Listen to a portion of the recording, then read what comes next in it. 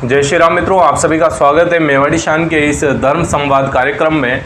और इस धर्म संवाद कार्यक्रम में हम अपने जो हमारे रीति रिवाज है, जो परंपराएं हैं, हमारे धर्म शास्त्रों में जो बातें लिखी गई है उनके ऊपर चर्चा करते हैं। और आज के इस एपिसोड में हम बात करेंगे कि आखिर बछवारस के दिन क्यों जो है गौ माता की बछड़े सहित पूजा की जाती है, क्यों हमारे हिंदू धर्म में महिलाएं उस दिन चाकू से काटी हुई फल फ्रूट या सब्जियों को नहीं खाती है, गेहूं का भोजन नहीं करती है, मूंग नहीं खाती है। इसके पीछे क्या कारण है, इसके बारे में आज हम चर्चा करेंगे। बात करें दोस्तों हमारे पौराणिक कथाओं के ऊपर, तो ये ध्यान रखिएगा कि भगवान श्री कृष्ण ने गौ पालन किया था।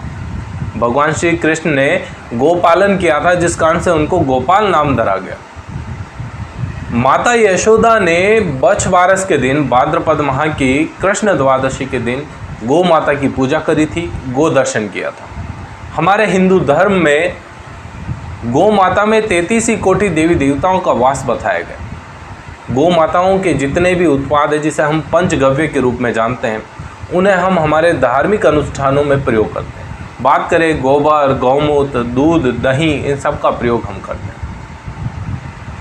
जब हम बात करें कि हमारी मृत्यु हो जाती है और उस समय जब हमारी आत्मा जारी होती है, उस समय कहते हैं कि आपको वैतरणी नदी को जो है पार करना पड़ता है। उस वैतरणी नदी को पार करने के लिए आपको गौ माता की पूंछ पकड़नी पड़ती है। इसीलिए जब कोई व्यक्ति अपनी अंतिम सांसें ले रहा होता है, उस समय उसको जो है गोदान करवाया जाता है, उसके हाथों से किसी ब्राह्मण को गोदान करवाया जाता है और उसको अंतिम समय में गाय की पूंछ पकड़ाई जाती है। ये हमारे लिए एक दुर्भाग्य है कि आज वर्तमान में सड़कों पर हमारी गौ माताएं भटक रही है। तो पहला कारण तो ये हुआ कि भगवान श्री कृष्ण ने गोपालन करके हमें यह संदेश दिया कि गौ माता सर्वोपरि है। आगे बात करते हैं बछवारस का त्यौहार क्यों मनाया जाता है हमारे हिंदू धर्म में, तो उसके ऊपर बात करते हैं। तो एक जो कथा है उसकी चर्चा करते हैं। एक नगर में एक साहूकार रहा करता था। उस साहूकार के 7 बेटे थे और 7 बेटों की एक खुशी खुशी फैमिली थी, एक खुशी खुशी परिवार था, मतलब उसका भी आगे परिवार था। साहूकार के बेटे थे, बेटे के बेटे थे। साहूकार काफ़ी संपन्न था, उसके द्वारा जो है नगर के लिए जलापूर्ति के लिए एक तालाब का निर्माण करवाया गया था। और उस तालाब का निर्माण होने के बाद उस नगर में वर्षा इतनी कम हुई कि वो तालाब कभी भरा नहीं, जिससे साहूकार को कहीं न कहीं अपने मन में एक खेद था कि मैंने तो इस तालाब का निर्माण करवाया और अभी तक मैंने इसको कभी पूरा भरा हुआ नहीं देखा। वह एक ज्योतिषी के पास जाता है। ज्योतिषी के पास जाने के बाद ज्योतिषी से पूछता है, तो ज्योतिषी ये कहता है कि आपको अपने बड़े बेटे का बलिदान देना पड़ेगा, तब जाके यहाँ पर जो है मूसलाधार बारिश होगी और उस मूसलाधार वर्षा में यह तालाब पूरा भर जाएगा लबालब।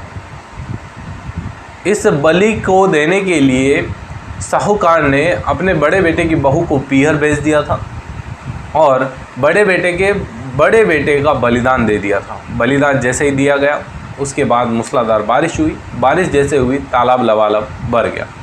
नगरवासियों को एक अच्छा संदेशा मिला और नगरवासी कहीं न कहीं उस तालाब के पूरे भर जाने के कारण उन जल देवता का पूजन करना चाहते थे, जिसलिए सभी नगरवासी जो है तालाब किनारे पहुँचे और वहाँ पर जो है जल देवता की पूजा अर्चना शुरू करी।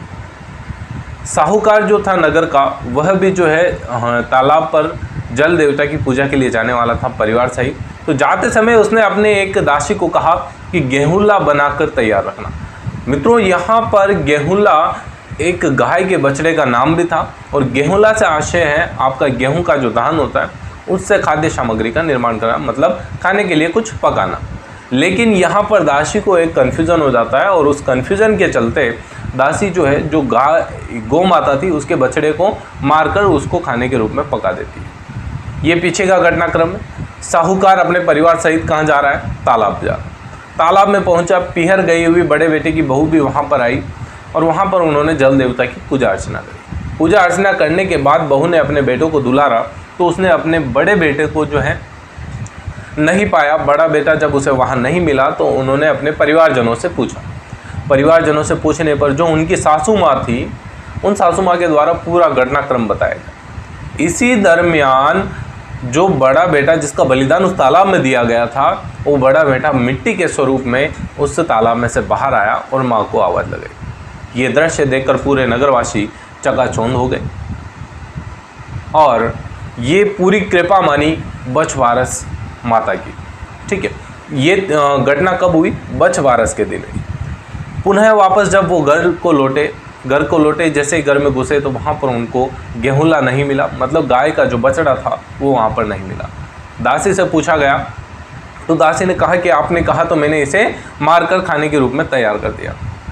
नगर साहूकार ने कहा कि पहले ही एक पाप का जो है कर्ज हमसे उतरा नहीं और तुमने दूसरा इतना बड़ा पाप कर दिया।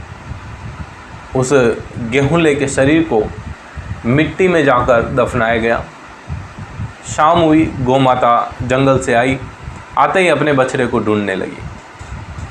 ढूंढते ढूंढते गौ माता उस स्थान पर पहुंच गई जहां पर बछड़े के शरीर को दफनाया गया। वहां पहुंची गौ माता उस मिट्टी को खोदने लगी। जैसे ही खोदी तो वहां से मिट्टी के अंदर से बछड़ा पुनर्जीवित होकर गौ माता का दूध पीने लगा। पूरे गांव में ये जो है आश्चर्यजनक घटना को देखने के लिए पूरा गांव इकट्ठा हुआ और ये बात पता चली किसको? नगर साहूकार को। नगर साहूकार भी वहां पहुंचा और वाकई ये चमत्कार देखा और ये माता का एक चमत्कार था और इसी कारण से हमारे हिंदू धर्म में इस तिथि को बछवारस का त्यौहार मनाया जाता है। बछवारस का त्यौहार सुहागन स्त्रियों में जो पुत्रवती स्त्रियां हैं उनको उनके काफ़ी महत्व का है। उसके बाद हम बात करें, इस दिन गौ माता की पूजा की जाती है, गौ माता को नए वस्त्र पहनाए जाते हैं और उनको खाद्य सामग्री खिलाई जाती है। गुड़ हुआ और जैसे हम बात करें गोगरी हुई, ये सारी चीज़ें गौ माता को खिलाई जाती है। एक सबसे महत्वपूर्ण बात ध्यान रखिएगा, आप भी यदि गौ माता के गोवत्स द्वादशी की जो है व्रत रखते हैं और गौ माता की पूजा करते हैं तो गौ माता के पूजन के बाद उसके चरणों की धूल अपने सर पर जरूर लगाएं। ऐसा बताया जाता है गौ माता में 33 कोटि देव देवताओं का वास है। यदि आप गौ सेवा करते हैं, गौ रक्षा के लिए आगे आते हैं, गायों को चारा डालते हैं, उस समय आपके जितने भी ग्रह नक्षत्र हैं, जितने भी देवी देवता हैं, वो सब आप पर प्रसन्न होते हैं। उम्मीद करूंगा आज का एपिसोड आपको काफ़ी अच्छा लगा होगा। यदि अच्छा लगा तो लाइक शेयर करिएगा। जय गलिंग जी की जय मेवाड़।